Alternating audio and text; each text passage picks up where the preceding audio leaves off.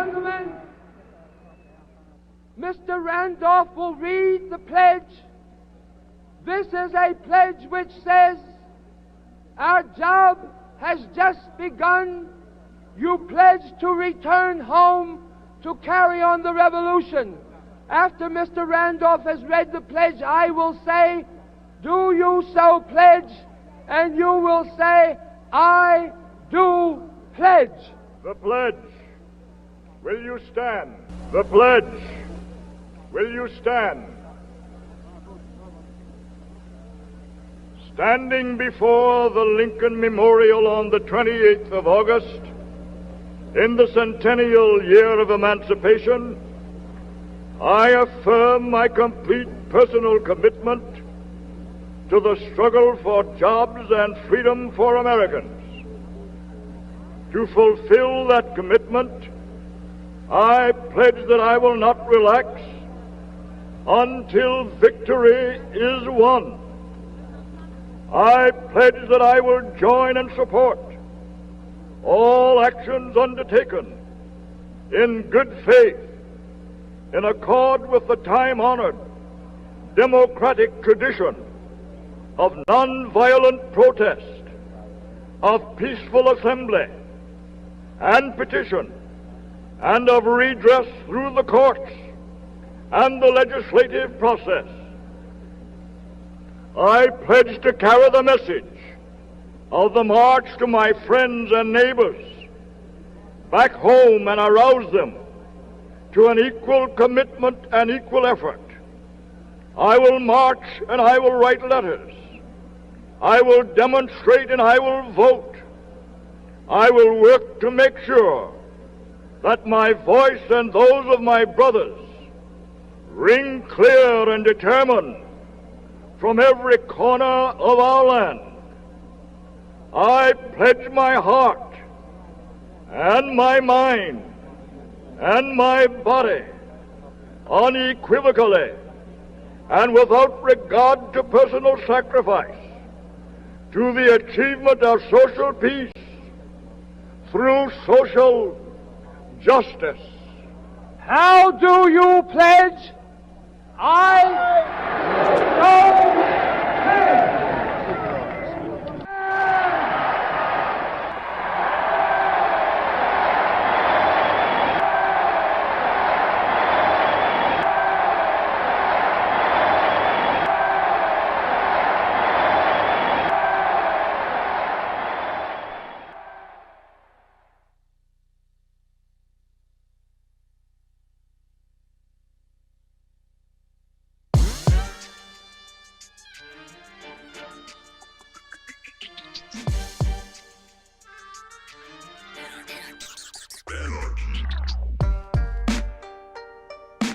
Welcome to the Michael Brooks Show. I'm Michael Brooks. We're broadcasting live from Brooklyn, Left is Best headquarters, with super producer Matt Leck. Hello. Head theoretician David Grishcom. How's it going? You got it on the first time that time. Well done. Super producer David Slavic. He is in the Twitter Discord sphere, roaming the internet, chronicling the movements for this digital guerrilla insurgency. On today's program, Adolph L. Reed Jr., legendary theoretician, activist, academic, professor of political science at the University of Pennsylvania. We're talking about what is anti-essentialist left politics? How does it move? How does it operate? What are the problems with some of the common expressions of identity politics in the world today, and how to anchor a truly broad leftist, anti-racist, anti-colonial, and anti-capital coalition? Then Will Menaker from Chapo Trap House. We have a list of the top 3 nasty nerds in media who are going to ground and pound. These are some of the worst human specimens that you'll ever come across, and of course, they could only succeed in places like the National Review. We're going to get to business on them, all that and more on this week's Michael Brooks Show. Thank you, everybody, for being here. Thank you, new patrons. Thank you. We're on the move. Thank you for coming and moving with us. I want to start by talking about the news out of South Africa. The African National Congress has elected a new leader, Cyril Ramaphosa. He will be, if all goes according to everybody's expectations, the fourth president of a democratic post-apartheid South Africa. I'm going to tell you about who he is, the potential he represents, and the pitfalls and history that his heroic but also villainous, in some ways, case can illustrate. But first, here is footage of ANC delegates learning of Cyril Ramaphosa's victory. It was a closely fought race for president of the African National Congress. The next South African elections are going to take place in about a year from now, and the ANC is almost certain to win, and he, of course, will be leading the African National Congress. Comrade Nkosazana Dlamini Zuma received 2261 votes, and Comrade Cyril Ramaphosa received 2440 votes.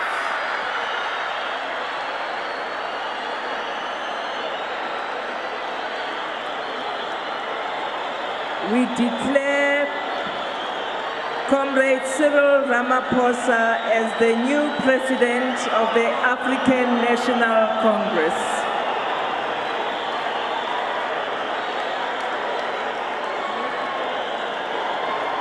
May I request Comrade Cyril Ramaphosa to come to the stage, please?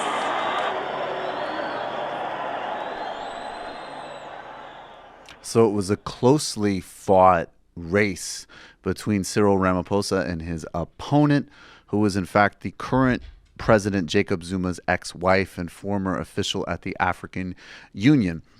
Ramaphosa ran against corruption, and he ran on sort of restoring a certain degree of competence in the African National Congress's leadership, which had been degraded under the reign of Jacob Zuma. But in order to understand what this actually means, we need to do a brief South African history, which is really a history of modern neoliberalism. South Africa liberated itself from apartheid through the leadership of the ANC, Nelson Mandela, first among many giants that led that liberation movement. And it was one that was committed to not only the dismantling of racial apartheid, but also of something called the Freedom Charter, which guaranteed full, broad democracy as well as socialization and redistributions. And it began, we the people of South Africa declare all of our country and the world to know that South Africa belongs to all who live in it, black and white, and that no government can justly claim authority unless it is based on the will of the people, that our people have been robbed of their birthright to land, liberty, and peace by form of government founded on injustice and inequality, that our country will never be prosperous or free until all people live in brotherhood, enjoying equal rights and opportunities, that only a democratic state based on the will of the people can secure to all their birthright without distinction of color, race, sex, or belief. And the Freedom Charter went on to not only outline those civil protections, but also guarantee the people shall share the country's wealth. The national wealth of South Africa, the heritage of all South Africans, shall be restored to the people. The mineral wealth beneath the soil, the banks and monopoly industries shall be transferred to the ownership of the people. The ANC was the perfect synthesis of racial liberation and socialist advancement as well. It was integrated, it was synthesized. They came to power, and the global powers that be basically said, look, you can have racial liberation, which is fundamental and essential, but the macroeconomic policies stay in place. Under Mandela and his successor, Thabo Mbeki, those governments were much more competent and obviously much more genuine overall, though they both faced significant controversies, particularly Thabo Mbeki. But they were neoliberal managers, people who knew how to govern, who cared about their legacy. Jacob Zuma is an incredibly talented and effective demagogue, but in his reign, he took the next logical step of late-stage capitalism, which is complete state capture and acquiescence to a specific firm, a specific family, the Guptas. I've talked on this program before in the postgame for patrons about the PR campaign that he hired a British campaign PR firm to do to distract from his governance by harnessing the language of white monopoly capital. So he fully betrayed both the ANC's socialist legacy as well as its fundamental mass mobilization as well. Cyril Ramaphosa was a labor union leader in the 1980s. He was edged out. He was Mandela's chosen successor, but Mbeki edged him out. And when he was edged out, he did what many former ANC comrades and leaders did. He became incredibly wealthy, in fact, a billionaire. He had interests in McDonald's franchises and the mining industry. And in several years ago, in 2012, this is the second piece we're going to need to play, his darkest moment of his second life as a wealthy entrepreneur happened when the Maracana massacre took place. This was a group of wildcat strikes that miners engaged in, and they were massacred. Glenn Ford, who's a journalist, explains the Maracana massacre and Cyril Ramaphosa's role in it on the Real News. Do we have that clip? We don't have that clip anymore. Okay, fine. So that was an incredibly controversial aspect of Ramaphosa's legacy, and he was on the board of directors of this mine, and it was in some ways a radical departure, even as there have been many other splits between the African National Congress. Okay, here it is. This is Glenn Ford explaining the Maracana massacre on the Real News. Let's just play this briefly. Okay. Sorry? Here we go. All right. Live TV, folks. If we were pre-recording, I would have already physically assaulted Matt by now. It would be a office bullying. Economy. But the big word, of course, that hangs over Ramaphosa's head is Maracana. And that's the 2012 massacre of 34 striking mine workers that Ramaphosa is widely believed to have given the green light to. It must be noted that those were the same mine workers that he used to represent as a union leader. And it is really doubtful that the word Maracana will not dog him just as the word capture has dogged Zuma. So there you have it. So look, I still think, probably given the choices that were available, Ramaphosa was the best choice at the moment of the ANC. And he has many, and by the way, Ford's assertion there is a little disputed whether or not the order or complicit, which are both horrific, but there is a meaningful distinction. He did receive the support of mainstream unions and more centrist unions and the business community. But this story of the ANC, which is as powerful and inspiring as a liberation movement filled with talent as really you're going to find in the globe, completely succumbing to capital and portraying the broader goals of the movement, is symbolic of all of the lessons we need to learn for our time. So now in South Africa, even with a new president, with a new agenda, the only way that that country can work its way out of its predicament is by a completely new movement trying to alter the fundamental economic rules. And that is there in the Fees Must Fall movement, the radical labor union movement that does exist in South Africa, as well as the economic freedom fighters, which are a very questionable but important left populist political formation. So South Africa can sort of every lesson of the highs and lows, potentials and pitfalls of how we've chosen to govern the global economy in the last 30 or 40 years are exemplified there in this very heroic movement, which has succumbed to very pernicious capital. Matt, pause the stream. I'm going to fucking scream at you right now. Actually, we are killing it on like lack of technical difficulties in general. It's actually pretty overall. I don't want to. I think last Matt week had like a look like, don't say that. Yeah, well, it's sort of like you got a no-hitter going into the 7th inning or something. But right. No, it hasn't been a no-hitter. Don't worry. Well, no, not tonight. Yeah. Don't worry about that.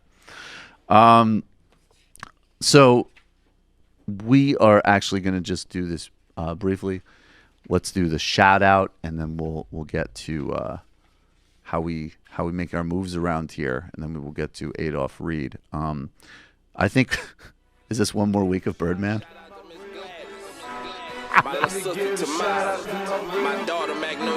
the most, like, it's both so forced and so literal that I love it. Like, it's so clearly the product of, like, what's going to be the transition to the segment? I don't know. Birdman. It's a shout out, so shout out. But then at the same time, it's like, literally, dude, shout out. I mean, the man did the song. I mentioned last week that he dates Toni Braxton, right?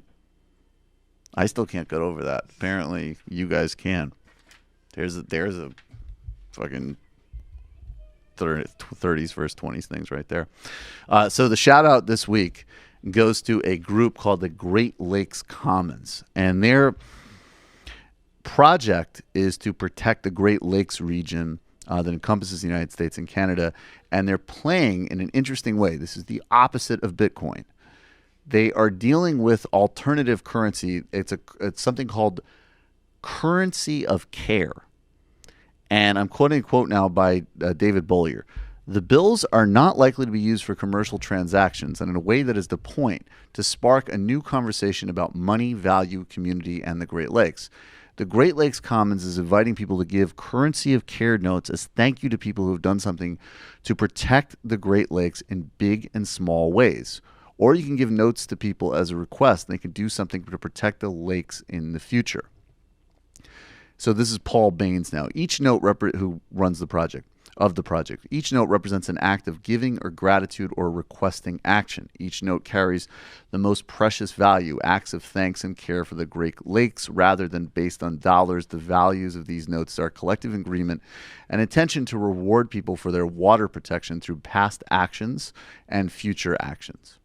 Saying thanks and please. And, you know, this might sound really soft, but there's actually a lot of social research on social capital and group recognition, which is what they're harnessing this alternative currency to actually incentivize, which I think is really interesting here. So currency of care in the Great Lakes Commons project, that is the shout out of this week. I doubt anybody involved in that project is a fan of Birdman, but, you know, what are you going to do? Might be surprised, Great Lakes. Well, I mean, I would be. I know Birdman's next project is called Currency of Care.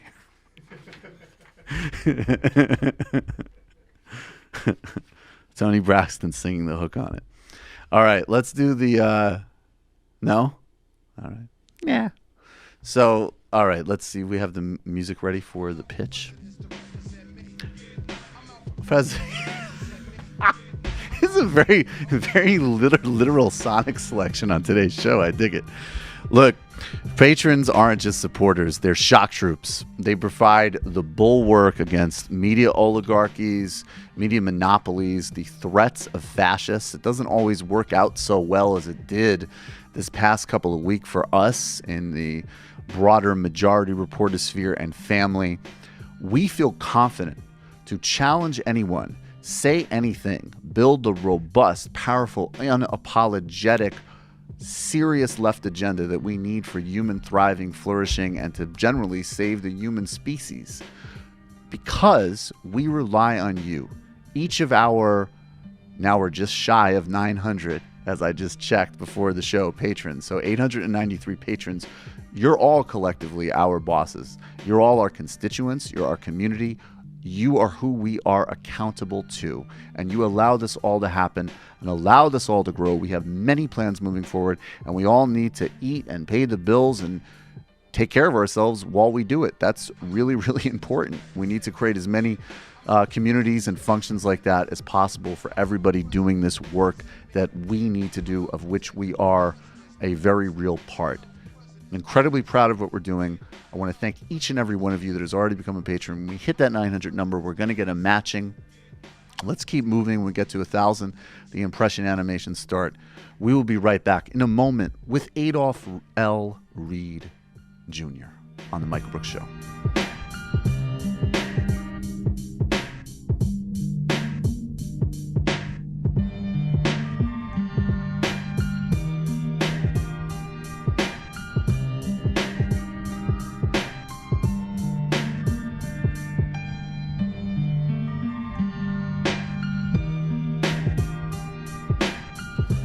Welcome back to the Michael Brooks Show. joining us now, and it really is an honor to have him, Adolph L. Reed Jr.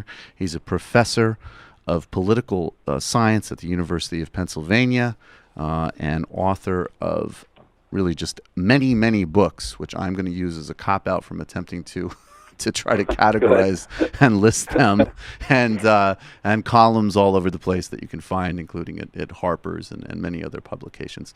Professor Reed, thanks so much. Oh, sure. It's my pleasure, man. Thanks for having me. No, it's great to have you on. So I want to start, and, look, obviously in the sort of media sphere and in the kind of lefty sphere, this Cornel West Ta-Nehisi Coates thing is heating up. I've said my piece about it. I've pissed people off and made some people happy. I'm curious your thoughts in it on the dust up, but more importantly, I think it could potentially give us a doorway into your political lineage and thinking, which is in fact distinct from both Coates and West. I guess that's right. I mean, I was joking with a friend of mine a week or two ago that since it seems like we don't have the social power or the votes in Congress, more importantly, to stave off the elimination of net neutrality, right? Then we might be reduced. One of the I wouldn't call it a virtue, but one of the partial benefits of defeat and absolute powerlessness is that you don't have to, or powerlessness rather, is that you don't have to get all worked up over the burning issue of the moment. And well, you could, but it doesn't make any difference. Or maybe your check depends on it. Back to capital. Well, there is that, certainly. Yeah.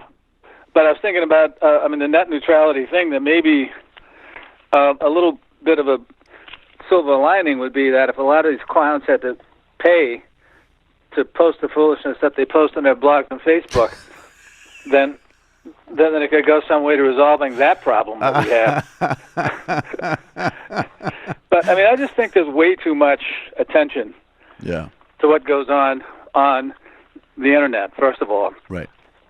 I also think there's way too much attention given to anything that Ta-Nehisi Coates says. And I don't know the origins of his beef with Cornel. I know Cornel and I talked about it some on the campaign trail when we're out working for Sanders. And I know one thing that understandably irked him was the notion that Coates is some kind of a latter-day version of James Baldwin. I'm not, that protective of Baldwin's standing or whatever, but I did think that was kind of stupid marketing hyperbole. In the same way that, like, 25 years ago, like a right-wing black English professor at San Jose State, Shelby Steele, got compared for a while to Ralph Ellison, which was a bigger travesty, I think.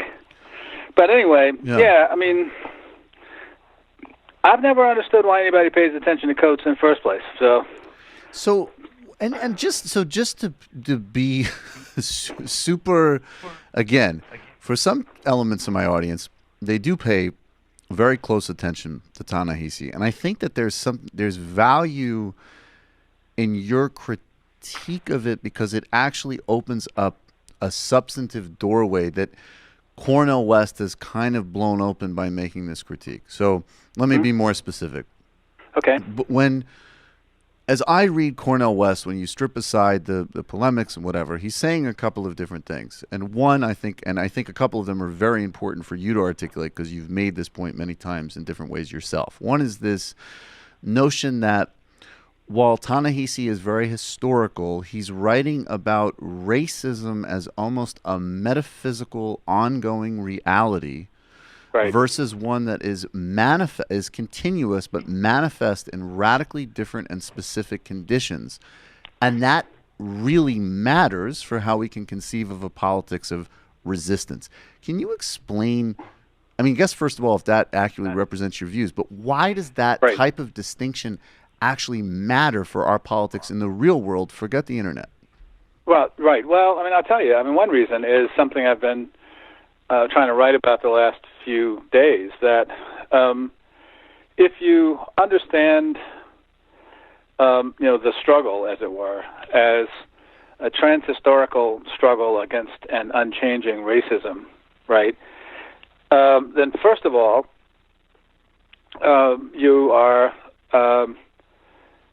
you're taking an ontological view of what racism is, which is, and Coates admits that. I mean, Coates has said that explicitly, and what that means in practical everyday terms is that you believe that racism is a force that's capable of doing things in the world and making things happen. And that's, I guess, the nicer label you can put on it is mysticism. But frankly, I mean, when you get down to it, that's the essence of what racism is, right? I mean, racism is two things. It's, first of all, the conviction that there really are sub-specific level human populations that are set off from one another and are distinguishable by biology and or capacities, and that's what races are. And the belief that such populations exist is, in fact, the essence of racism. And then just to add to it, if you believe that this racism is a force that exists independently of individuals' actions, well, that's also racist. But in addition to that, and I know that could be a tough pill for people to swallow, but in addition to that, another problem, and I think this is one that Cornell has mentioned apropos of Coates in the past, is that if you think about Black Americans' political history or the history of Black American political activity in that way, then you can't account for change. You can't account for victories, and you can't account for political differentiation among Black people. Right? I mean, this is right. Okay. Right? I mean, yeah, no, I think this is really the meat of it. I mean, let me just, I'm not trying to interrupt, but let me just kind of no. Let me reset. No, go ahead, man, because I talk for a living, so. And very well.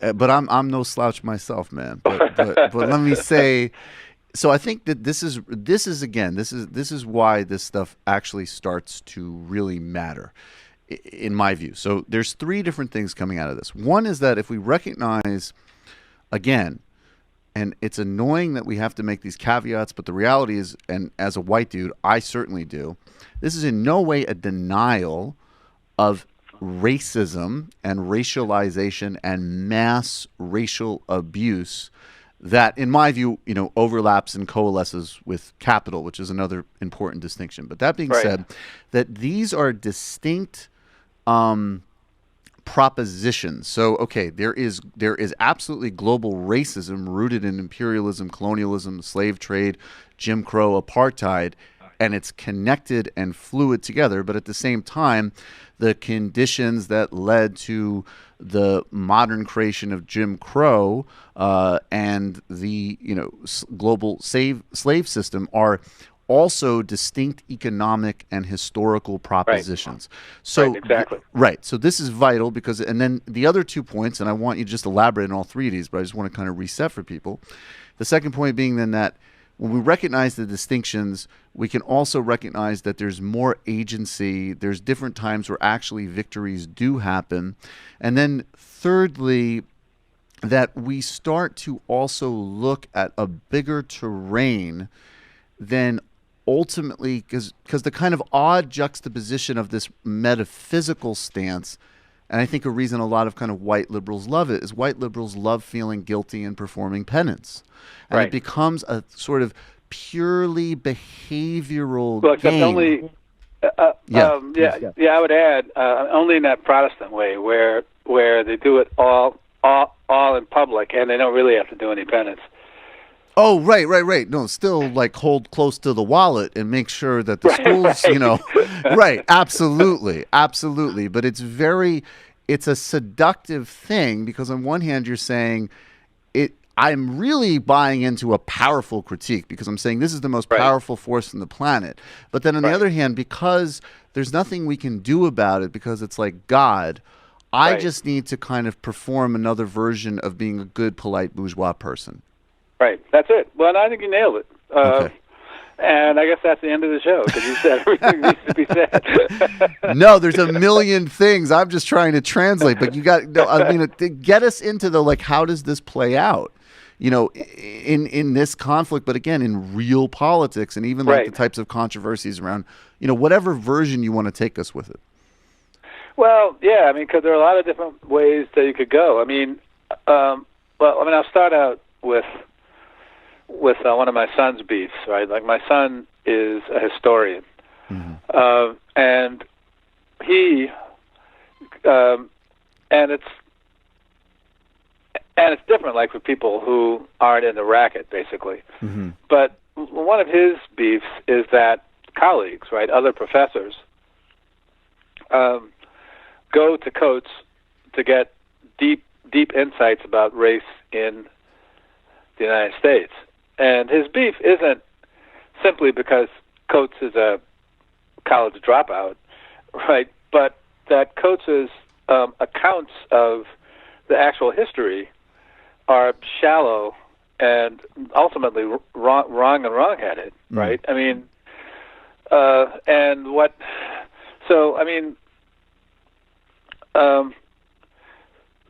way that Coates sees the historically unchanging hand of racism, working across the history of British North America, brings to mind a comment that my colleague Barbara Fields at Columbia has made a number of times, that the way that a lot of people want to talk about slavery now, you think the point of slavery was to produce white supremacy, not cotton and cotton tobacco and rice and sugarcane, right? So there's this narrative, right, that racism created slavery, basically, and racism was the cause of Jim Crow, and racism was the cause of disfranchisement in the late 19th century. And to some extent, that's certainly true about the latter two, and racism certainly emerged as a justification for slavery once there was a need to justify it. Because something else that Coates overlooks, Coates and his overlook, is that the principal, or slaveholders' principal justification for slavery in the American colonies and the early republic was that it was a necessary evil.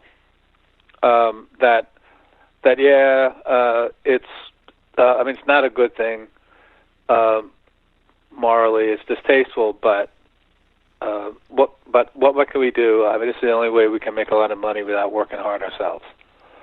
And that began to change in the 1830s to a different kind of defense, which was that, well, actually, slavery is a positive good, because Africans weren't meant to live in freedom, and they didn't know how to work, and were lazy, so it was good for them. Good for us. And people like George Fitzhugh, and who was a Southern early sociologist, which was just the term that they used, that it didn't have any direct connection to the contemporary discipline of sociology. But George Fitzhugh, who was a Southern apologist, and James Henry Hammond, a senator from South Carolina, actually argued that Southern slave society was better and more perfect than the North, because the lower orders in the South would never have the vote and would never be able to clamor for input in or voice in how the society was run. And Fitzhugh went so far as to argue that society in the North would be better, and actually Northern free workers themselves would be better if they were enslaved, right? Mm-hmm, mm-hmm. So, and what accounts for the difference? I mean, a number of things account for the shift from the necessary evil to the positive good defense.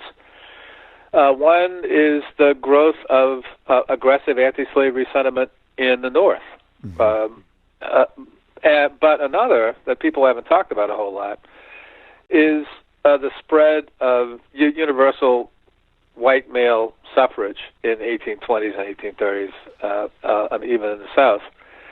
And how I think that intervention changed the nature of the conversation is that once popular political participation was enabled through elimination of property requirements for the vote and that sort of thing, then an argument in defense of slavery that went, well, yeah, it's bad, but we have to do it to keep our wealth, wouldn't travel very far, right, among the electorate. Right. Right. So, but anyway, right. So, I mean, that's one. So, in other words. Uh-huh. So, in other words, it's like the inversion, and I'm really grossly simplifying it here, but it's like instead of saying, and let's just take it back even further. We're going to expand and go overseas as a European colonial power in search of material wealth and also to subjugate other human beings. And we're doing this at its most basic rudimentary level because we want to take their stuff. It's a very basic material drive. Yeah. In order to do that, we need to create an accompanying narrative that justifies it. And there is everything from religious to pseudoscience to every type of racism story imaginable. But the core engine isn't, oh, they're that, let's go rob them, rape, murder, kill, steal, enslave them because they're that. It's, we're going to do that. What's the story that justifies it? Well, ultimately, yeah. I mean, and it's important for, listeners to keep in mind that, like, this happened over a couple hundred years, right? I mean, so the race idea doesn't really begin to take shape until maybe like the end of the 18th century, and really what we currently think of as race or races and the way that we think about them didn't really start to take shape till the middle of the 19th century. And I mean, the way that you characterize it kind of underscores like another point that Barbara Fields makes often, which is that, so look, if Europeans hated black people like that, then they would have left them in Africa, right? I mean, why would they go get them and bring them over here if they hated them, right? So that's not right. And that's also like an irrationality about this. But I mean, as you probably know, and I'm sure a lot of your listeners do, I mean, that's a kind of, that's a line that runs through a lot of sort of paranoid devil theory kind of black nationalism, right? And it has for a long time, and it really is like a devil theory, right? It's Jakob. It's like well, that's what I was going to say. Yeah, like no different from the Jakob story. Right. Which everybody who's familiar, if you're watching or listening, I'm sure you're familiar with my Nation of Islam Obama impression. People are familiar with that story. They have the right cultural training. Oh, very good. Yeah.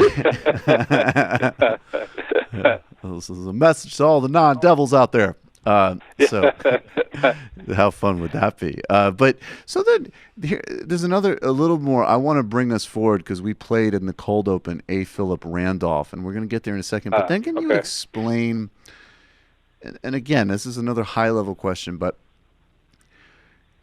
there's another symptom of the internet situation is that I think what does happen, to be fair, including with arguments that I might disagree with or not buy into, and with arguments that I actually do in fact buy into, there's dumb versions of all of them that are kind of running around the internet. So substantively, this whole you're a class reductionist thing substantively is ridiculous, but I do see people occasionally mouth off in ways where they do want to deny even just the relative historical realities of other forms of oppression and historical reality, and basically just be like, everybody just needs to shut up, and we need to just, what these Trump voters, such as they are, they really just want to listen to Arlo Guthrie, and we just need to appeal. Like, that does exist.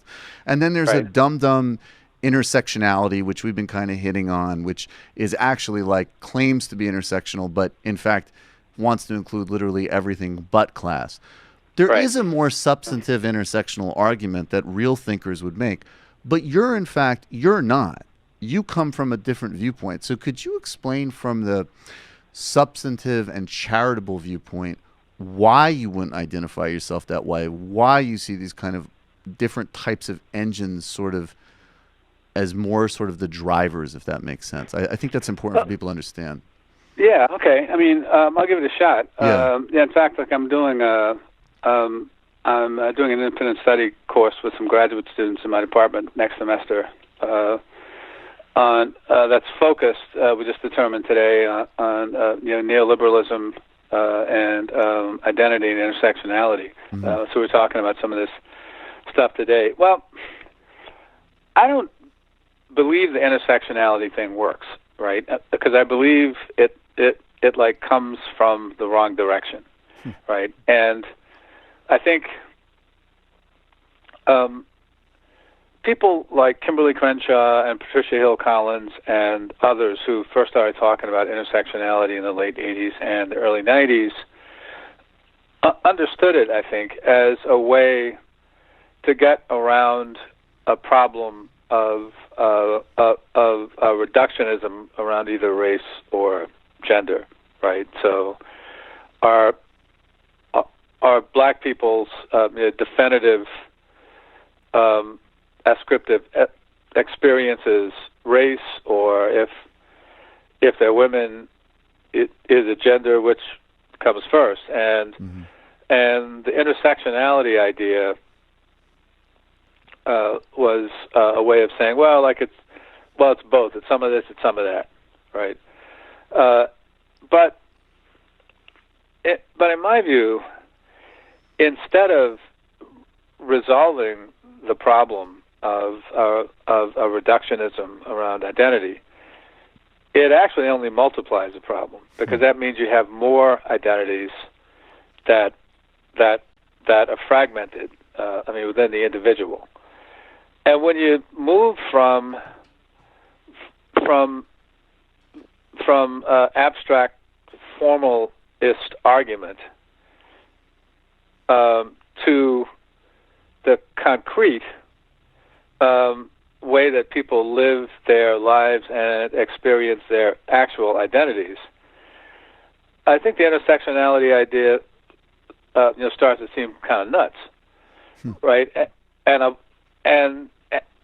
I mean that like in this sense, right? Like if you, I think I did this in a text once, but if you posit a black female steelworker, single mother, and a consumer of healthcare who lives in Gary, in Indiana, it's not that she has to have a caucus among all those identities, right, to figure out how she sees the world, right? I mean, her singular identity is fluid and presumes all those social locations. And I mean, moreover, any one of those social locations can be a site, I guess, for many different perspectives on the world, on oneself, or whatever. So that sense, I think a problem with the intersectionality formulation is that it's tied fundamentally to a desire to be able to compartmentalize your discrete facets or discrete ascriptive identities, and I'm sure your viewers and their listeners have had the experience of I'm hearing people say, well, as a woman I think X, or as a single mom I think X, as a teacher I think X. Mm-hmm. When the problem is that everybody's, well, I mean, the problem is that people just aren't built that way, right? I mean, like, you can't call a time out to figure out when the female identity and the perspective are holding forth, or the laid-off worker, or the steel worker, or the mother, or the teacher, or whatever. So, I mean, I don't think the notion does anything to help us, right? I mean, I think... Do you think it's also a conflation? I mean, because I'm going to hear, I mean, there's definitely going to be a lot of pushback to this, and I want people to just slow down and hear the argument and take it or reject it before you get sort of, but, take it in first. But, yep. But my speculation about this, and I'm curious to get your feedback on it, is it seems to me that the other problem that arises, and this is going to seem like a far afield example, there's some ideas, and and I know I'm going to piss people off here, but I'm not equating them, but I'm just going to use this as an example. There's some ideas from, like, I don't know, say, I'm assuming here because I haven't actually read it, but say a guy like Tony Robbins, like a goofy self-help guy, maybe right. He actually does have some really good ideas that if they're applied to your personal life, like a certain type of attitude about certain things, working out, organizing your life in a certain way, whatever. These things actually could be very personally helpful in navigating the world as we've constructed it now. If they were extrapolated to politics and policy making, they're a disaster.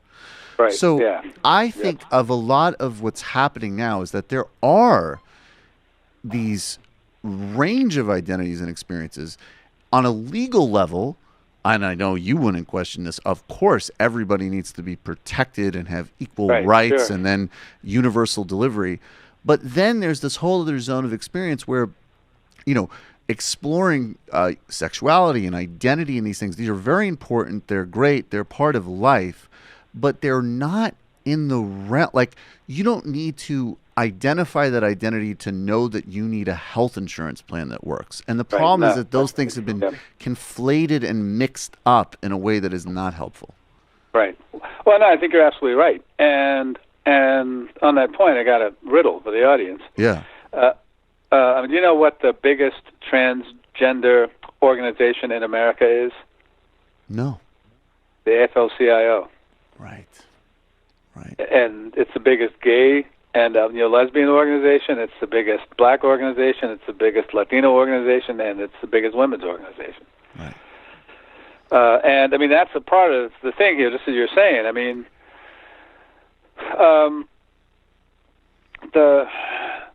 and I guess this is a question to ask about the roots of this kind of politics. But what's behind the? Well, no, I shouldn't put it as a question. I think one of the problems with the kind of political perspective, since I go back to Coates because we started with him, but also with the Clintonite feminists as well is a presumption that the point of politics is to show who really deserves to go to heaven and who doesn't. Mm-hmm. And moral means testing. Yeah, exactly. And as my late colleague and friend Anthony Mazzocchi used to say, a lot of people expect the movement to look at its birth in the way that it would look when it's fully formed. Mm-hmm. So there's this, there's an inclination, and you know what? I mean, young people are the worst with this because they don't know anything and they don't have any experience. So I said it. Excuse me. I feel really triggered by that, Professor Reed.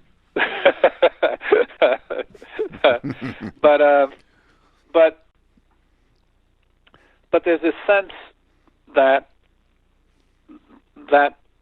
the movement, whatever the movement is supposed to be, should be like joining a frat, right? Like you've got to show that you take all the right positions on a set of abstract issues before we'll talk to you. And it's easy. And see, this is another problem with the moralistic discourse about racism and sexism that are disconnected from actual history. That the inclination is to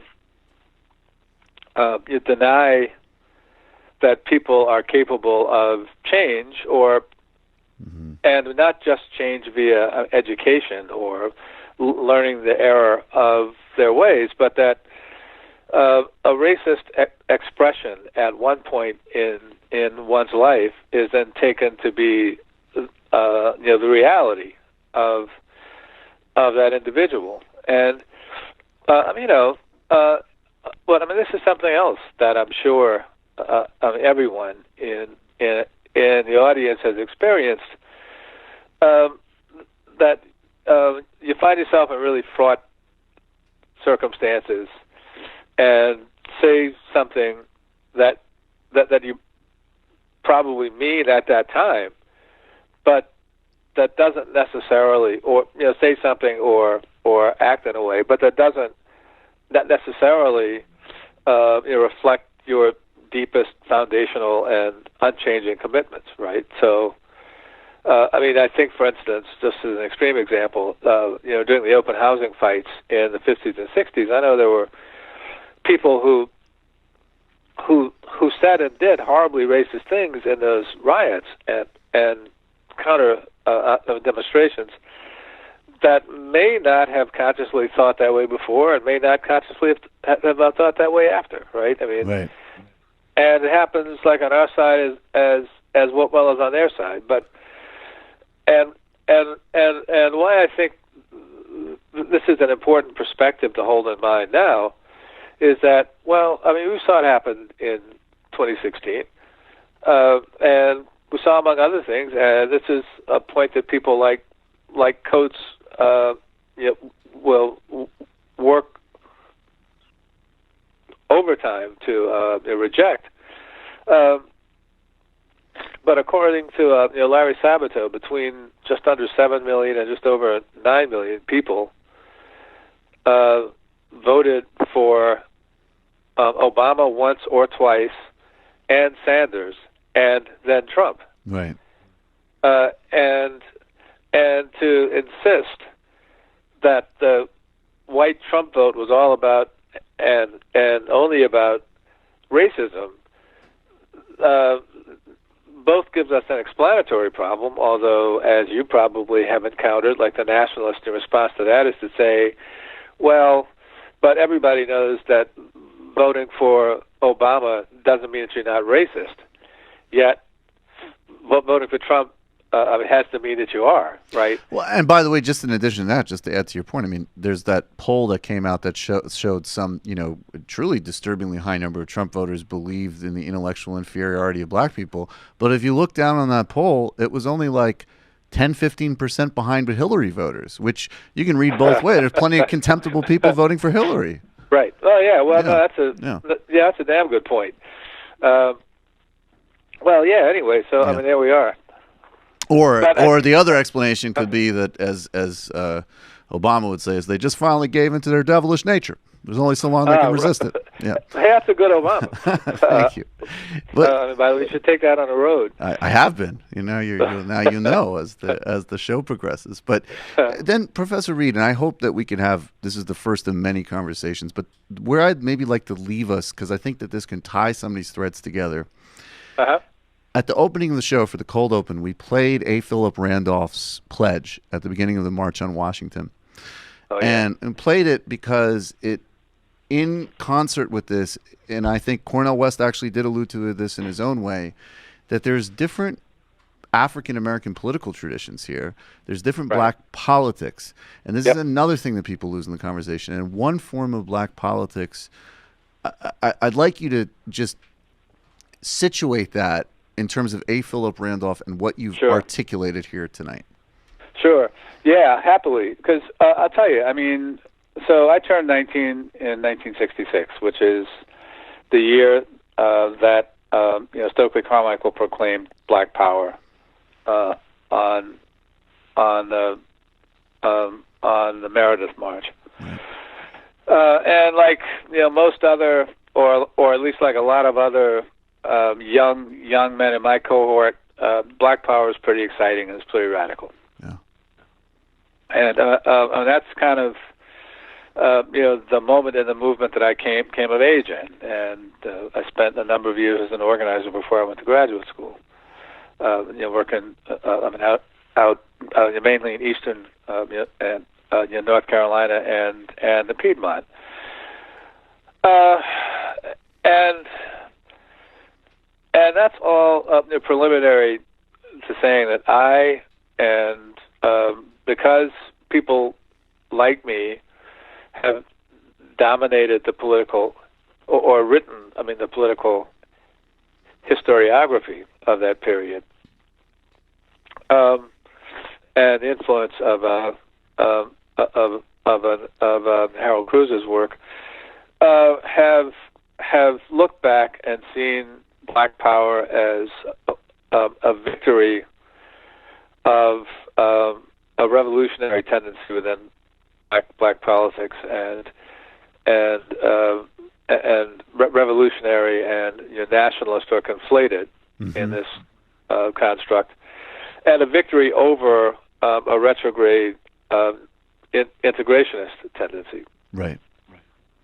Well, from another perspective, and especially once you kind of take a step back from the nationalism versus integrationism saw, the reality is that they are the opposite, because people like Randolph and Rustin were arguing, actually, as had been conventional among black popular front radical types since the mid-1930s, that the only way to improve Black Americans' condition was through continued expansion of the social state and the CIO and trade union movement, and that and from their perspective, improving Black Americans' conditions was linked directly to what, and I would say this is the shorthand that they used in the mid-1960s, but to continuing class struggle. Right. And if you look, in 1966, I guess the last gasp of the social democratic tendency within the left wing of the Democratic Party, Randolph and Rustin put out a freedom budget for all Americans, which was a call for what picked up on the 1945 call to make full employment the centerpiece of economic policy, and the struggle in Congress in the mid-40s over the attempt to get national health care, which they picked up again, like in the freedom budget, and is predicated on an understanding that the only way to win or to make working people, or to make black people's lives better, is to make working people's lives better, because the vast majority of black people are the working people. So, yeah, sorry, go ahead. Well, no, I was going to say, and the strategic warrant that followed from that perspective for them was that they had to have a black liberal labor-based political coalition that needed to be built. So, and that was the way forward, but that's decided for a variety of reasons. Lost. We need to have you on again to talk more about that, and I just want to leave with just a few brief snapshots, and hopefully from you too, but like that, so that it's a brand problem, because people got the sort of integrationists it was like, oh, well, those were the kind of soft guys that just wanted to appease white power structures. And maybe some of them did, but the Rustins and the Randolphs were radical social democrats and racial emancipatory people. And so they were in a completely different... I would also invite people, and I'm not comparing Stokely Carmichael to Louis Farrakhan, but if you watch a Farrakhan speech, you'll notice first that he's a great performer. And once you get past the conspiracy stuff and the white people stuff, it's a Reagan speech.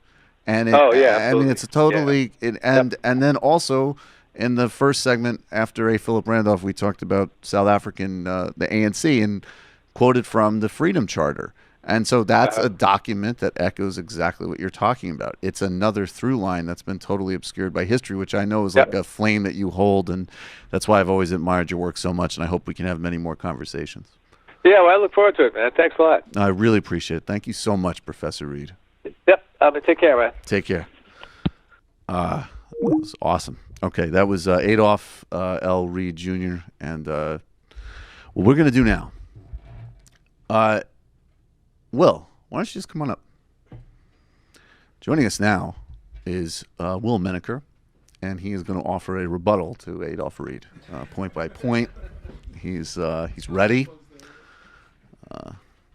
He has claimed deep kinship. He's going to actually do it in the form of a Ta-Nehisi Coates impression. So just take it away, Will.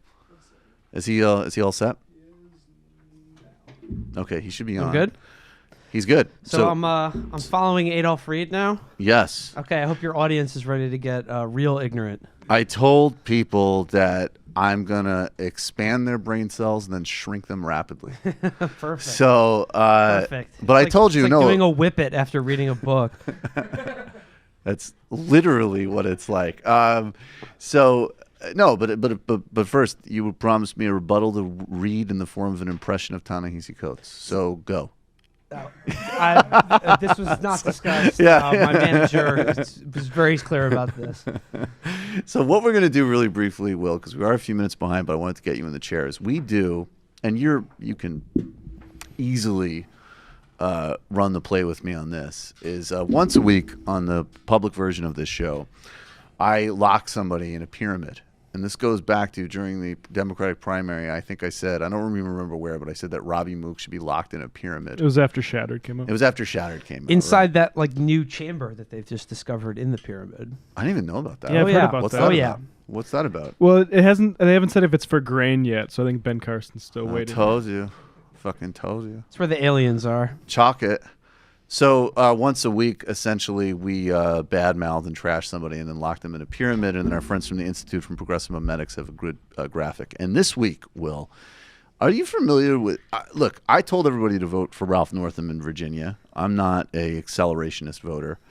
But are you... I mean, you know that the main exit polling coming out of Virginia, why that guy won was healthcare. Right. Right? And that was the thing that you could say, whatever else you say about this guy, he's talking about expanding Medicaid, which should be sufficient enough to throw this prick a vote. And you know what's happened the last couple of days, right? Yeah, he's reneged on that. He's reneged on all the progressive commitments that he ran for during the general election. So I'm shocked. Right. And but you know what? On some level, it should be, because it's like it's a total like layup, and there's really no political. There's not even a cynical reason to reverse on this. Well, I mean, he said it's just like, we got to come together and all. I don't want to. I don't want to have commitments to things that would hurt the state's budget or whatever. But yeah, the Northam thing was a million times worse than. People were like, when Doug Jones was like, I won't call on Trump to resign. I mean, whatever. Who cares? He's not going to say that, like, guys. He's not going to come out Yeah. and be like, yeah, no, let's also invite. I'm going to do a feminist book club, and the people of Alabama are backwards, and they should watch Girls. It comes out in a T-shirt with like a guillotine silhouette on it. Well, that's the part that we fantasize about. Yeah, I mean, of course he's not going to say that. People need to have some rational political expectations. That's true. But Ralph Northam, yeah, I'll quote. He said, let's see, where's this quote? He said, he's no plans to force Republicans to accept a broad expansion of Medicaid.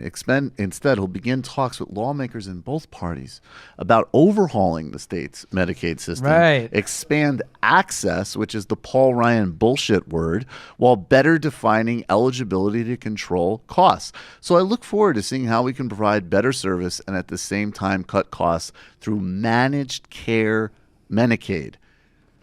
If anybody needed any more proof that we need to bring back gulags, what more do you need? They found out a lot of that healthcare was going to MS-13 in Virginia, though, so I guess there's good reason. Right. Now, Michael, you mentioned that you're not an accelerationist voter. Right.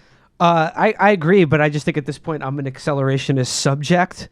Yeah, because, there ain't no choice about it. Yeah, that's the it doesn't really matter at this. I mean, whether you're for or against it, we're living it. So enjoy it. Oh, we're in it. We're in the Cuba cake slicing scene and Godfather 2 for everything right now. So Ralph Northam, he didn't even wait to get into office to fuck up.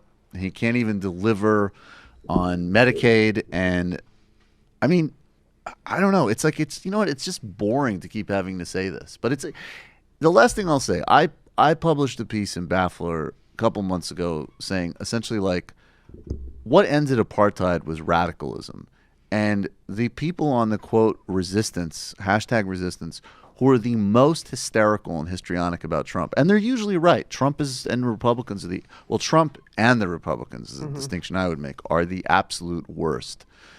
And then the fact that they managed to fuse that emotional hysteria with like an ongoing commitment to West Wing fantasy life is just, I'm honestly tired of dunking on them. I'm like, what? Like, seriously, when the fuck is this going to stop?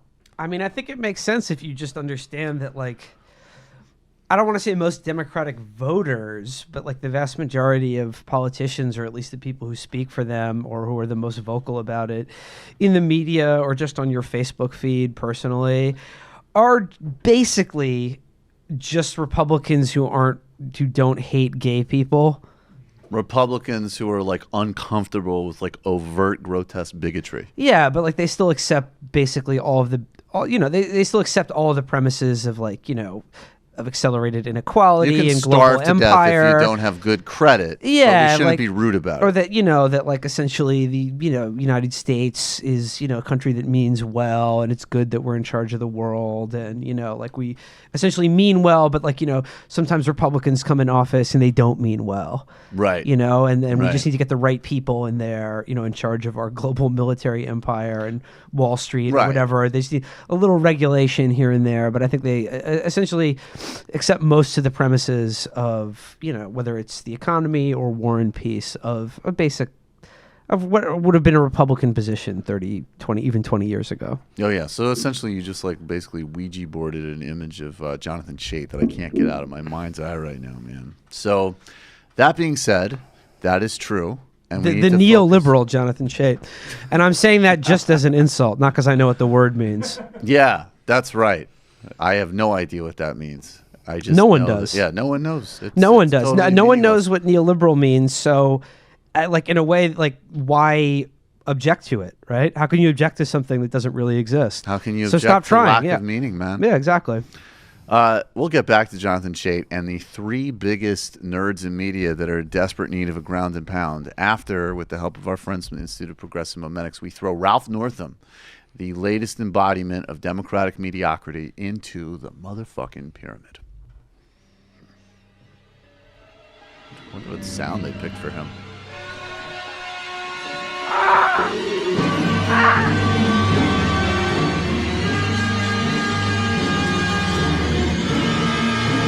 When we elect Democrats, good things happen.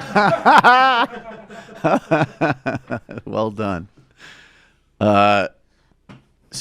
Will, one of your specialties is knowing things about media figures. Like when we were talking about in prep for the show, I was like, I don't want to be reminded of who Will Saletan is. Like, just I think it's pronounced Saletan. Saletan? Will Saletan. Will You're also, you know what? You're Will also, Salad Bar. I'm also really good at mispronouncing people's names. But you know? you're very scrupulous about that. I've never seen it. You're like a hitman who wants to like properly like give the man his respect before you completely like you. Imagine if a hitman throw came, him into like an ISIS beheading scene. Imagine if a hitman right. came and he's like, "Are you this person?" And he mispronounced your name, but then still killed you anyway. Yeah, that's kind of what I do. I guess that would be insult to injury. Mm-hmm. So let's start. We have the three, and here's what's going to happen. We have three names. We have Will Saletan, Saletan, whatever. I'm going to call him Will Salad Bar for the rest of the All show. right, I'm going to just cue Will I am going to bury the lead because you can see this guy's face right now, and I just want to let you know that he is a eugenicist, a soft eugenicist, I think you could fairly say. And also, I would speculate a anal sex enthusiast. And I apologize. We're going to talk about him. I don't think he is. I think he's fascinated, but I think he's sort of both fascinated and repelled by it. We'll get into this. We're going to get into it. And then we're going to do 50% of our old friend Ben Shapiro, and only in the sort of white supremacist capitalist hellscape we're in could that specimen go where he's gone. And then in the post game, we're going to finish the second half of Ben Shapiro, and then we're going to go into David French. And if you're a healthy, normal, adjusted person, unlike Will, you won't know who he is. But then will remind you I'll fill you in. that this guy was actually supposed to save our republic at a certain point. He could have stopped Donald Trump from happening, but he failed to take charge. Right, he wants to play World of Warcraft or something instead. But now, let's start. The idea was that this was going to be like the biggest nerds in media, and I need to stress that this is not a complete list. This is an impressionistic take here. If we had a complete list, I think we'd have to do like a live broadcast for like 24 hours. Just to as a hook with your first guest, Adolf Reed, I'd like to give an honorary spot for big time media nerd to Ta-Nehisi Coates for the fact that he's a guy who patterns himself after James Baldwin and like consciously finesses that comparison between himself and James Baldwin, who spent, let's be honest, all of 2016 during the most, consequential political season of his lifetime, just sitting that out to write some fucking terrible comic book. So, Ta-Nehisi Coates, honorary media nerd. It's true. What I love, I always say this, like, just give me 20 seconds to indulge myself there. When he wrote the reparations piece about Bernie, and I'm not going to get into that argument one way or another, but I remember these Hillary people sharing it. Like, and I remember I told this Hillary bot, I was like, where's the Marcus Garvey section of Hillary Clinton's website? Like, I had no idea. That's amazing. Yes, he did not acquit himself well in that cycle. Okay, so honorary mention. And now on to someone who, as soon as you talk about Will Saletan, we probably will cut Ta-Nehisi slack. Okay, yeah. He's the type of guy that puts Ta-Nehisi into perspective. I will say, like, about the Ta-Nehisi, I would say, like, if a liberal pundit class were, like, like, he's the best among them. Well, he, like many of these people, is, like, not... If it was just him, I'd have objections and also respect... But his followers, his stands on social media. Yeah, they're really annoying. You know what it is because they have like he has an argument that I have actual disagreements with, but is like an actual argument. And then you have like a bunch of people that are like, hey, I just want to sit on Twitter all day and like, call people out. And I have a sanction from Ta-Nehisi Coates, who's infinitely more talented and intelligent than me. And he's used as like an oracle of Twitter pseudo-woke dum-dums. Yeah, pretty much. So I think that's the main driving problem. But does Will Saletan, does he still write for Slate? Yes, he does. How the Yeah. So bring us to the world of Will Saletan. Will Saletan was in my head when you asked me this, because he actually had a piece in Slate this week, or maybe it was just a take on Twitter, where his sort of MO is kind of this like concerned, trolly contrarianism that always redounds to a right-wing point of view. So he's very like 80s. He's very like liberal. Vintage New Republic. Like, hey, I'm a liberal, but here's the deal. Black people are criminals. Yeah, here's my like column, he was like kind of, but he never got invited to those same parties where like Leon Wieseltier was sniffing blow and like, like hooking up and whatnot. So like he was on the outskirts. Downfall of Western civilization. Hey, show me your titties. So he had a take this week that was like, liberal media bias is real because like, editors and journalists, like they go out of their way to question like conservative talking points and ideology, but like don't do the same to their own point of view. Really?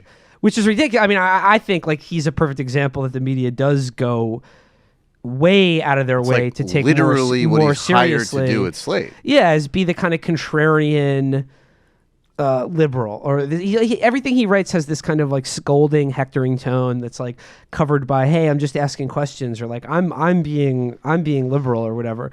But he comes up with like some of the worst takes imaginable. He's the spiritual godfather of the I want an open exchange of idea folks. I mean, in some ways, I think. But he is absolutely a nerd because he always has this kind of he's annoying to everyone, but then like acts aggrieved when people like it's just everyone else's problem. What's your and then problem? And then he has has to come up with these like endless apologies for things that he does do that are in fact actually really disgusting, as we'll find out. So, Will Saletan is just Will Saletan is like he's this like human, just sort of contrarian engine of like he had a really good one back during what was it, Operation Cast Lead, where he said Hamas is destroying the Gaza Strip right now. Anna Nicole Smith ruined OJ's gloves, or whatever. No, that wasn't her name. Nicole Brown. Nicole Brown ruined OJ's gloves. The joke still works, but I fucked the name up. But yes, that is essentially the equivalent of the Hamas is ruining Gaza take. Okay, so you get a flavor of this guy. He's the type of guy who looks at white phosphorus being dropped on a place with the population density of Queens, and like the types of civilian casualties during Cast Lead that even got Joe Scarborough to scold Israel on Morning Joe. And his big breakthrough was this sort of like totally marginalized, in fact, group that is engaged in terrorism, but one that is essentially completely inconsequential to the process now, is ruining a place while the occupying superpower is dropping mass heavy artillery on it. That kind of guy. And again, like, he's such a nerd because I think like he's the kind of person who really wants to just like be friends with or be like get a pat on the head from someone like Andrew Sullivan. That's what I'm talking about. That is so depressing. Like he wants people in like the conservative media or people he considers cool, like Bill Kristol or something like that. To sort of give him a pat on the head and be like, this is as my liberal colleague and a jousting partner Will Saletan points out today, so like that's what I get, that kind of desperation to be to seek the approval of people even like almost as uncool as him. So instead of like, this is another depressing thing about some of these types of characters you encounter, particularly in DC, but in politics generally, is it's like, at least if you're going into like if your whole thing is just social hierarchy nonsense, why are you not around like sports or movies where like, there are some like actually theoretically cool people around? If you're, it's like when I spent time, I remember when I did a summer internship in DC and I was like, like people are actually excited that they met a congressional chief of staff, which is really disturbing. Like if it's anything other than just like your personal career advancement, there shouldn't be anything exciting about this. Yeah. These are like, so give us. I got invited to a party at the Brookings Institute. Yeah. Like that should not excite you. That should be like a great measure of sort of deep psychic distress. So as an example, I printed you those two articles, but I know that you know them well. I mean, I don't know them that well. I mean, like, we can just kind of explore, and I have them too. Yeah, the two big hits on Saletan, like his most embarrassing, the most embarrassing things that he's ever turned out, aside from just the way he like looks and sounds, I'm sure, is, you know, he did a whole series for Slate, again, which was premised on this idea of, you know, questioning the big liberal, you know, no topics. Well, this is the Sullivan reach here. Yeah. And being like, you know, I'm the one that's, you know, these taboos out there, and like, let's explore them. Right. And excuse me, he did a series of pieces on race and IQ. You know, he decided to broach that topic. Is my board up with you know. Wow. You know, with all the sensitivity that topic requires, and it, you know, in the process of doing this, or like presenting an argument that, like, hey, you know, maybe, you know, let's talk about this. Maybe there's something to it. You know, like we shouldn't be afraid of the. You know, if something is true, how can it be offensive? So, in the process of writing these articles, he inadvertently cited the research of the Pioneer Fund. Yes, which is this like absolutely fucking like drooling, insane, like like just race. It was just like the race science think tank. Yes, like literally. Yeah, he stumbled upon in the process of like just asking questions, and we have it here. I believe this is his apology. Is this his apology? Oh, yeah, I think it is. Yeah. For the so the Pioneer Fund, he said, yeah, created equal. Yeah, so anyway, but we'll get to the mea culpa in a second. But anyways, yes, he based a column that he wanted to write in Slate, a whole series, in fact, which would be like a big splash and a big proving ground of his willingness to question taboos. I have a bigger question, though, before we get back to this. What is it with that type of weird neoliberal shape that is obsessed with proving they're like unconventional bona fides? It's just always like by being racist. I mean, that was like, you know, Sullivan, who is conservative to be fair, but he is editing a self-proclaimed liberal magazine, published The Bell Curve. Saletan goes and makes this move. There's something like really alluring for this type. I think it's sort of like if you want to get made in the mafia, they make you burn a saint. So if you want to get made in like the media racket, right? You know, you have to attack. You know, you have to burn your liberal white guilt in a public way and be like, hey, you know, like maybe there is something to this idea. So you're saying it's kind of like the ultimate. Well, actually, yeah, exactly. It's the ultimate. Well, actually, you gotta make your bones. You gotta prove that you're willing to, you know.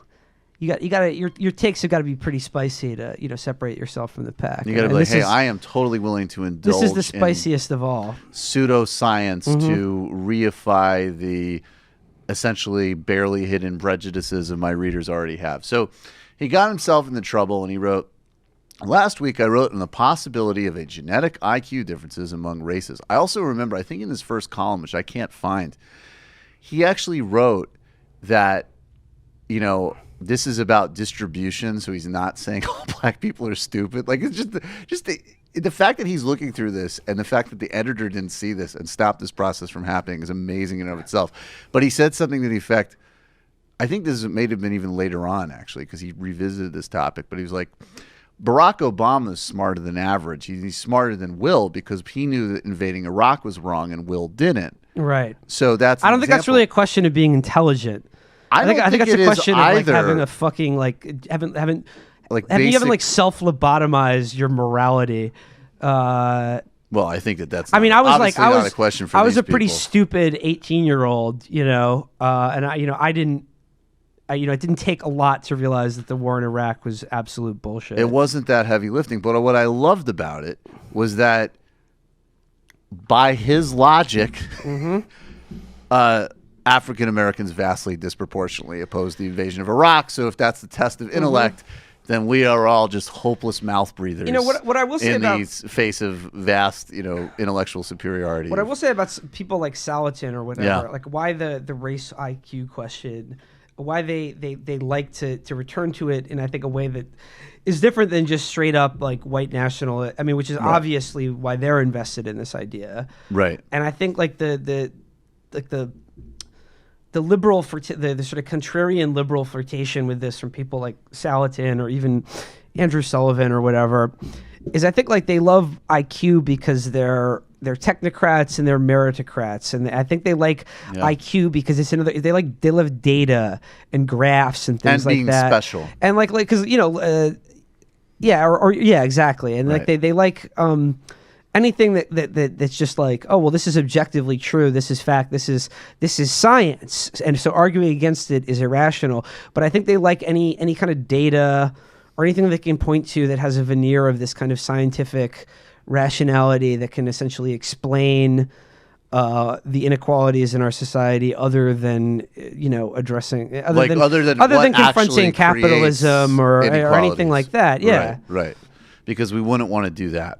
So it's another way of just, it's the softer version of trying to naturalize oppression. Right. Yeah, I think you're totally right. So he wrote, let's just do the mea culpa briefly, although he still defends this pathetic project. But he went on and then also had some interesting kind of thoughts on anal sex. Last week, I wrote about the possible genetic IQ differences amongst races. Blah, blah, blah. Can we scroll it down a little bit? Because this is one of the funniest, this is sort of like, hey, I just discovered that the medicine that I sold you is actually arsenic. I don't want this, I'm not an expert. He's doing all of his, blah, blah, blah, trying to circle back to all the caveats. But the one thing that upsets me most concerns a co-author of one of the articles I cited. In researching this subject, I focused on published data and relied on peer review and rebuttals exposed on relevant issues. This is a great example of another thing liberals miss, because in their quest to not deal with context, he doesn't do due diligence on the garbage pseudoscience places that you would get race pseudoscience from. For the past 5 years, Philip Rushton has been president of the Pioneer Fund, an organization dedicated to the scientific study of heredity and human differences, unquote. That should be a good indication when you see that in a mission statement. During this time, this fund has received $70,000 from the New Century Foundation. To get a flavor of what New Century stands for, check out its publications on crime. Quote, unquote, everyone knows that blacks are dangerous. And heresy. Unless whites shake off the teaching of racial orthodoxy, they will cause us to be a distinct people. A New Century published a magazine called American Renaissance, which preaches segregation. Rushton frequently speaks at its conferences. I was negligent in failing to research and report on this. I'm sorry. I owe you better than that. How the fuck does he have a job? It's disgusting. It's Slate. Right, of course. Well, there's Slate. your answer. Let me get into his obsession with gay sex, though. Yes. Okay. Again, because I'm a fan of Salad Bar, so I was able to use my media asshole Total Recall to figure this out. Like, Will Saletan, dude, you put in so much work for us. Thank you. He has written at least a half a dozen articles about anal sex. Again, from this kind of pseudoscientific perspective, like, why isn't the media talking about this? What does science tell us about anal sex? So I just have these are 4 headlines I found. This is all by Will Saletan, all at slate.com. Ass backwards, the media's silence about rampant anal sex. The ass man cometh, experimentation, orgasms, and the rise of anal sex. The riddle of the sphincter. Why do women who have anal sex get more orgasms? And finally, that is a productive question, sodomy actually. and orgasms, alternative theories.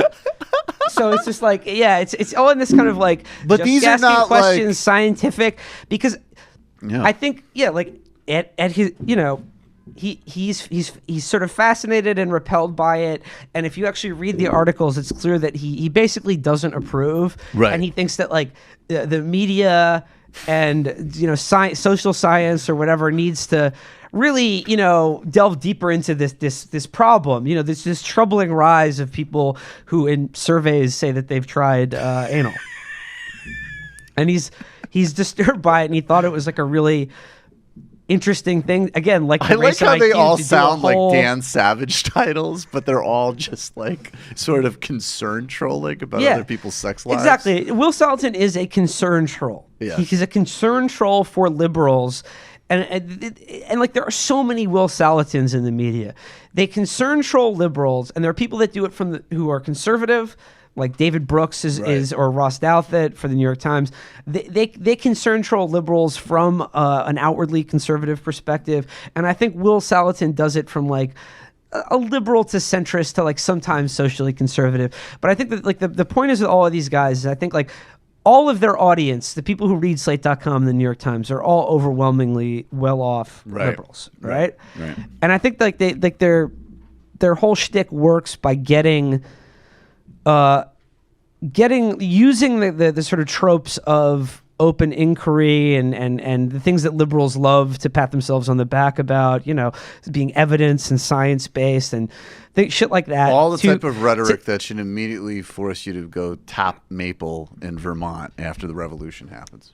Yeah, you know, like, and I think that like they exist to, like to concern troll liberals into getting them to like sort of second guess these things, you know, second guess things like gay marriage. Like Will Saletan has written about like, well, you know, I'm for gay marriage, but here are some problems, you know, like just things like that. You know, dude, like, your face is perfect for that. I think black people are human, but here are some difficulties. What are the hidden costs of paid family leave? You know, everyone thinks kids with asthma should have inhalers, but what is that story not telling you? Yeah, exactly. Right. That type of shit. Yeah, the media's silence about rampant anal sex. Yeah.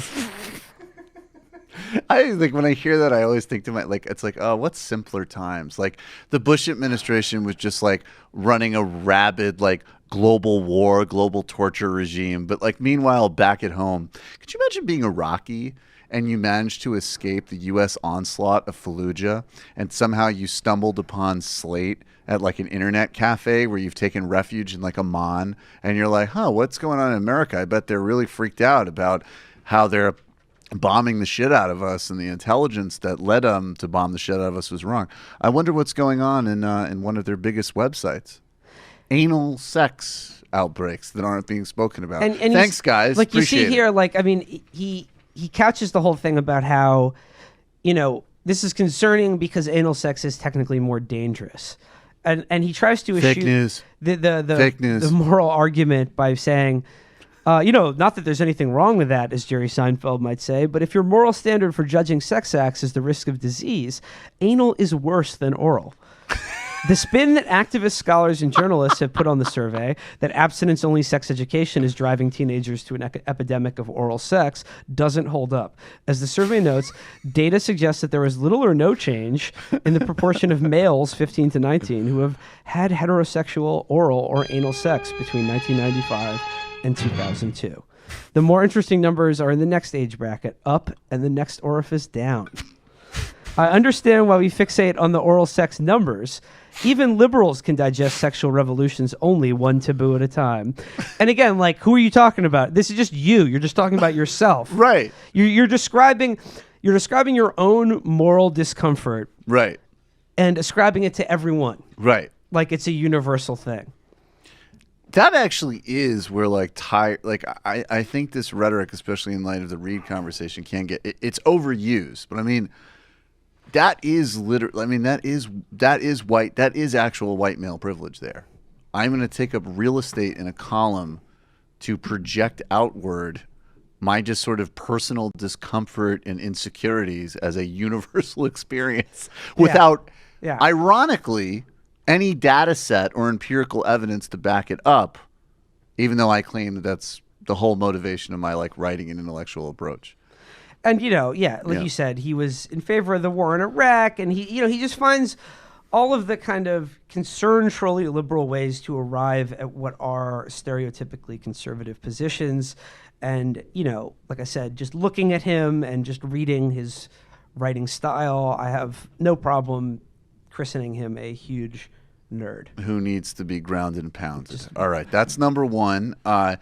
For the second one, and you guys in the postgame, you're not going to want to miss David French. I mean, that actually, in some ways, to me, he's a dark horse for just the sort of the most shocking and bizarre of the whole bunch. But we're going to do the first half of a guy that, unlike Saletan, I mean, or Salad Bar or whatever. Like, I think, like in a way, like he should send you like a scotch, because there's tons of people that have no idea who this guy was if you didn't bring him back forth through insightful comedy. Right. He's totally irrelevant, or fairly irrelevant. David French is pretty unimportant. I mean, he's got his little National Review lane. He's worth making fun of, and there's a funny story about him. But our second nerd, Ben Shapiro, in an amazing testament to like just how far we are. I mean, like if you couple the Republican tax bill with Eric Prince's for Afghanistan, plus Ben Shapiro seems to have actual cultural popularity right now, we're not going to survive as a country or a species. The New York Times cool kids philosopher article like made me fucking wish that like Richard Nixon had followed through on all of his threats to like bomb the New York Times and kill all of their writers and publishers. That was like the Ann Coulter quote that all of a sudden you were trying to retrieve. Here's the thing about Ben Shapiro. Yes. Take away or just completely ignore all of his political beliefs. Oh no, I'm with you. Ignore all of them. Take them all out of the equation.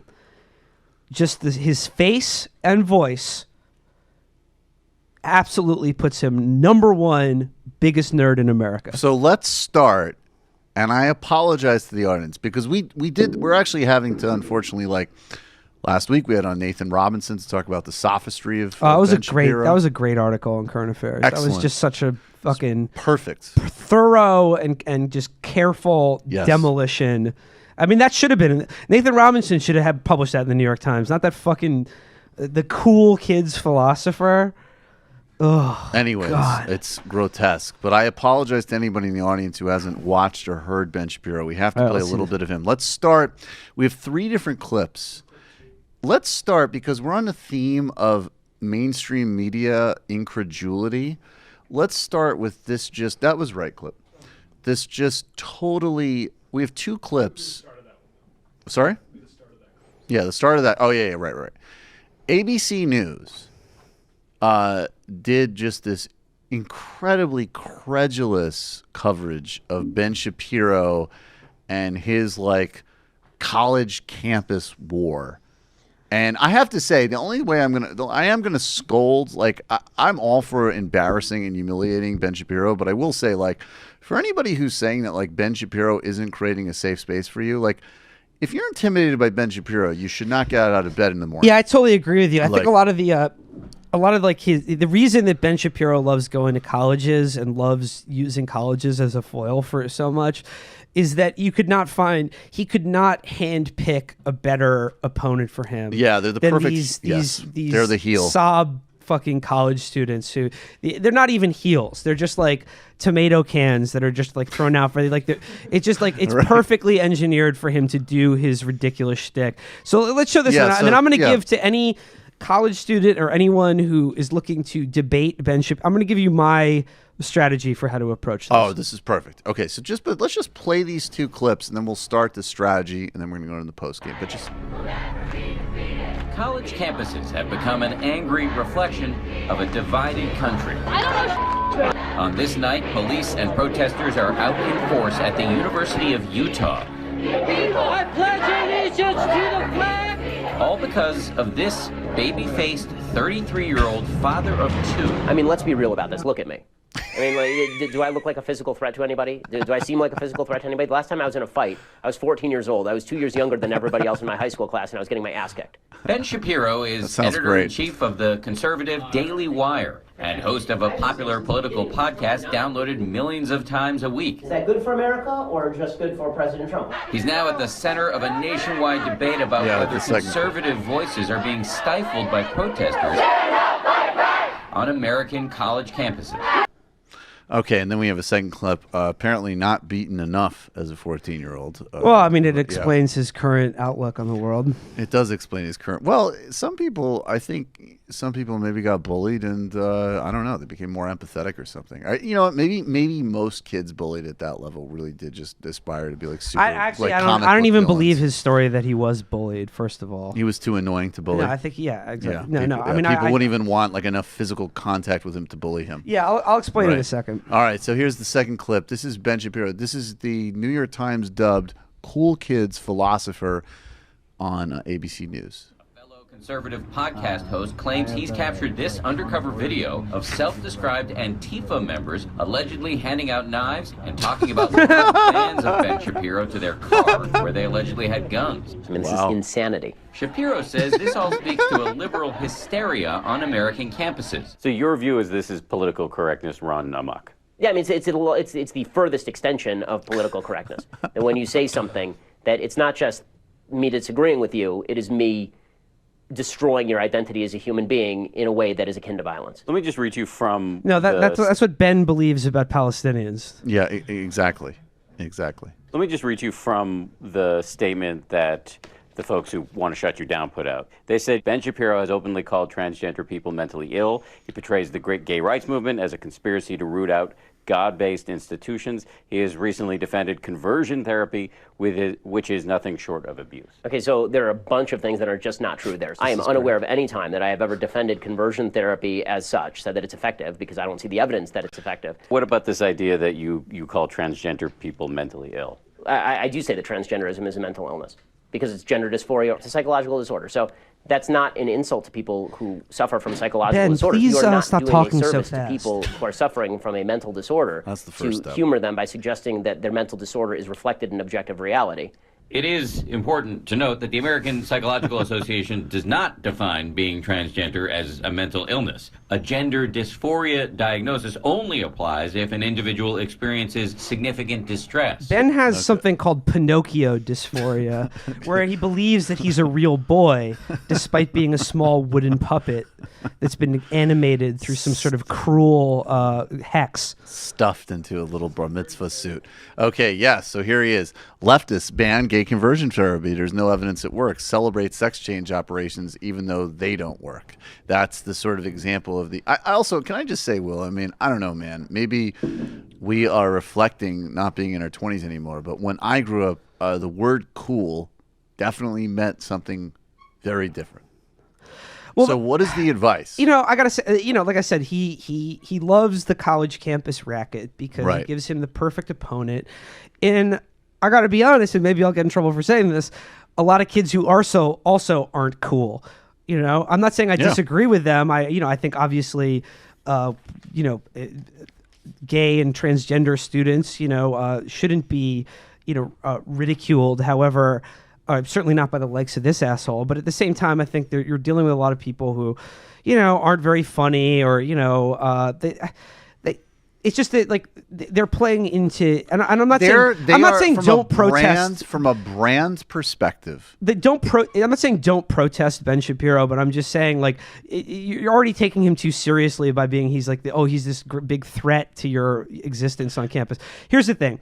Ben Shapiro, he's a sophist, and he has this sort of like, as Nathan Robinson pointed out, like the tactics of like a first-year law student, and that like he'll just sort of like pepper you with questions and talk really fast, and if you like take a second to answer, then he'll already throw up another question down your throat. This is logical. You already see. You're proving my point. So here's the deal: if you're going to ask him a question at an event, or debate him, or anything like that, or if you have any opportunity to address him in a public forum, I would not ask him a question. I would not confront him or try to disprove his point or point out his hypocrisy or illogic or anything like that. All that's a fool's errand. That's right. What I would do is get yourself a copy of Ben Shapiro's ripped from the headlines thriller called True Allegiance. This is a real book. This is a work of fiction inspired by true life that Ben Shapiro wrote. It's, you can read it in one trip to the bathroom. It's about 70 pages long. Right. Get a copy of True Allegiance. Right. And instead of asking Ben questions, just read Ben his own god-awful fucking prose. Read Ben. Oh my God! Look, this read is it. Ben. The fact that he calls his main character, General Brett Hawthorne, a quote bear of a man, probably 6 times, with a concrete jaw and chest. Oh my God! Just read Ben his own descriptions Ben Shapiro's, of characters. like gay sex concern column right there. Read Ben his own indescribably bad fiction to him, and just ask him to comment on it. Just as like Ben. Yeah, you like this book? No, I would take it even further. I would not only would yes, I would totally do that. The approach I would take though is I would also pretend to be like, what was the guy's name again? Brett Hawthorne. Ben, when you were developing the Brett Hawthorne character, exactly. Like you got to take it really seriously. Yeah, exactly. Yes. Ask him sincere questions about plot points in True Allegiance, where you're like, when the black, where the Detroit police officer Tommy O'Malley was tricked into shooting a black teenager by race hustler Al Blarpton. Just like, where did you get the inspiration for that? Because it seemed really realistic the way and I would lay it on. I would 11-year-old. Say, Ben, like I'm not even going to comment on the politics one way or another. I'm in the MFA program at Fill in the Blank. Yeah, school, exactly. And I just, as a writer, regardless of politics, when you were coming up with the Al Blarpton character, is that something that you glean from the news? Is that a sort of process that do you go into isolation to come up with the description of Brett Hawthorne to be a bear of a man? Ben, like just the way you use repetition in describing a character, I felt was a really interesting choice. Because you talk a little bit more about that and maybe some of your influences. Like, what kind of fiction do you like? I mean, obviously, I see a lot of Brad Thor here, but maybe a lot of early Le Carré, and I was just wondering. Early Le Carré. So just read Ben. He's like writing to make Ben, Tom Clancy look like a good stylist. Actually, Tom Clancy is not a bad writer. Actually, Tom Clancy actually did his research. No, he's not. Tom Clancy, I mean, he's obviously a reactionary shithead. Tom Clancy is one of those guys that wore the fucking aircraft carrier Navy baseball hat everywhere. Yes, he did. So read Ben Shapiro his own god-awful fiction, or get a copy of Ben Shapiro's book about being a proud virgin, and just like I said, and just take it, because like if you take him seriously and you get him to comment seriously on all of the the way he's proudly stated that like all cool I have never masturbated to pornography in my life. Like all cool kids, he horrible. hates gay people, transgender people, and was a lifelong virgin. It's he cool. was a virgin until marriage. He did it the right way. Marriage. And I believe that in his case. Yeah. I just totally, be like, Ben, I case. screwed up. I had sex, before marriage. I'd like to become a virgin. Again, how could you help me with that? I would say if anybody does get into his question lines, I don't know if he's still doing these tours, but if you get into the question line and you are going to ask one of these questions, have one of your friends record it and send it to us. Definitely, please do. And I have to say, look, we're going to get into a little bit more of this in the post game, but I got to underline that point. There's two actually like serious points about this. Please, if you're on a college campus, just also think of it. Forget the merits. We can debate all this stuff, whatever. Think of the fact that whether we like it or not, because of where we're at this time in American history and in media, like, ironically, and I'm like the socialist who always talks about branding, you represent a brand.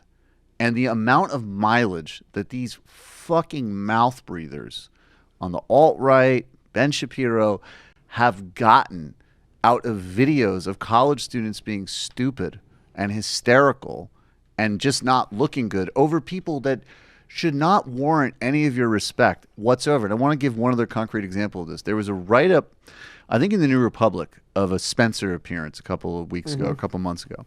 And the author actually critiqued it on a lot of our grounds, which is that essentially, like, the only thing that Richard Spencer is a disgusting, like, fascist bank, like mid-level bank manager, wannabe date rapist, trust fund baby. There's nothing, like, he's disgusting. The only thing he has real skill at is hustling gullible centrist media. He's good at that. Yeah, he's very good at that. And this is what happened in this. It's exactly Gainesville. it's the same thing with, like, and Shapiro is the same way. Like they live off these kind of phony controversies, credulous liberal interrogators who like aren't really prepared, and like it's the same thing. They just, like Dan Harris you saw there, or I see every interview I see with Spencer, people just say, oh well, you can't possibly believe this, and he right? Exactly believes and then they just say, yes, I do, and then they have nowhere to go from there, and they're just because they think that like just by getting them to admit this, it's like a big win, but it's not. I mean, you're just playing into their hands. So like my advice is, like, taken in aggregate, the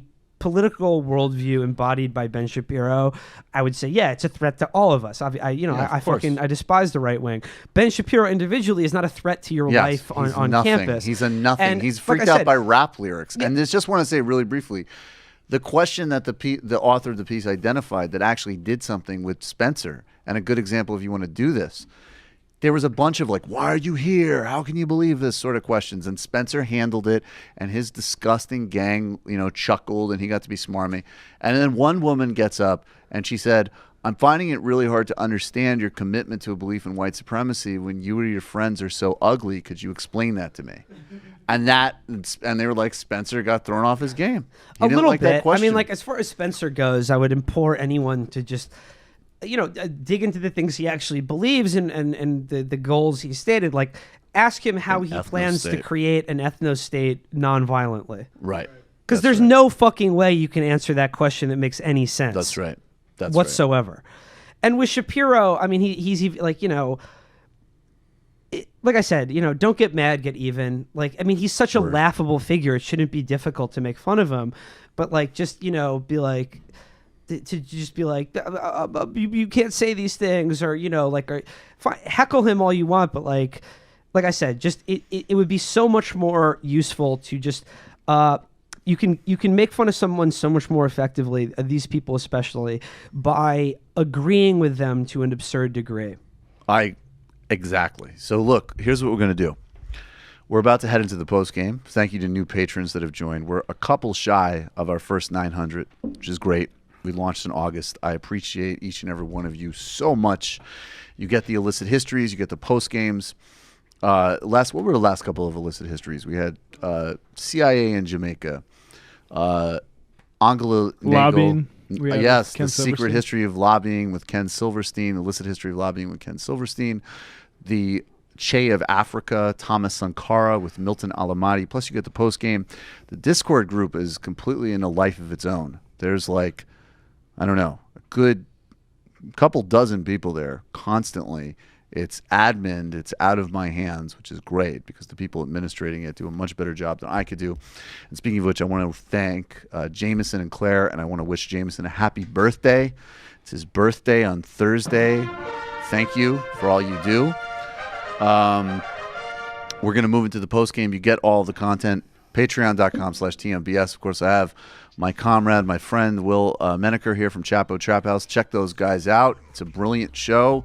We all enjoy it, of course. Chapo Trap House, 646-257-3920. Ask questions on the Discord. David Slavic will give them to me. The IMs are going to open in a second if you are listening on Kings the and app. Queens, drag me. Drag me on the phone calls and comments. Don't worry. They're coming. Call. Will wants to be insulted by you for some reason. I'm a pig. Yeah. Total pig. We will be back in 5 minutes for the post game. Thank you, Matt. Thank you, David Grishcom. Thank you, David Slavic. Left is best.